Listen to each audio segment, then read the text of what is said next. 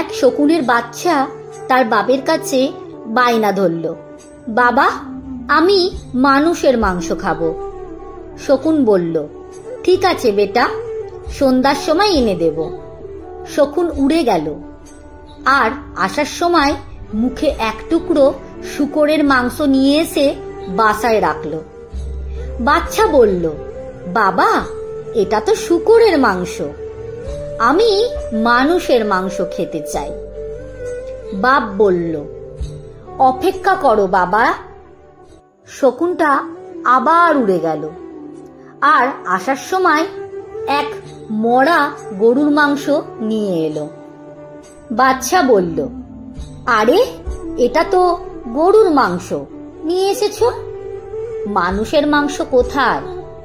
এবার শকুনটা দুটো টুকরো একসঙ্গে মুখে নিয়ে উড়াল দিল, আর শূকরের মাংসটি একটা মসজিদের পাশে আর গরুর মাংসটি একটা মন্দিরের পাশে ফেলে দিয়ে চলে এলো।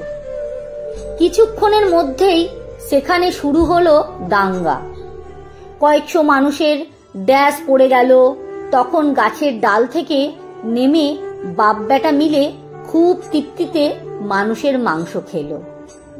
বাচ্চাটা খেতে খেতে জিজ্ঞেস করছে, বাবা, এত মানুষের মাংস এখানে কি করে এলো? শকুন বলল, এই মানুষ জাতিটাই এই রকম।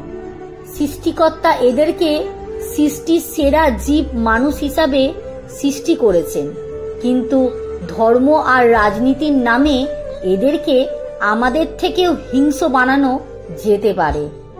বাচ্চা বলল, তুমি ধর্মকে ব্যবহার করলে কেন?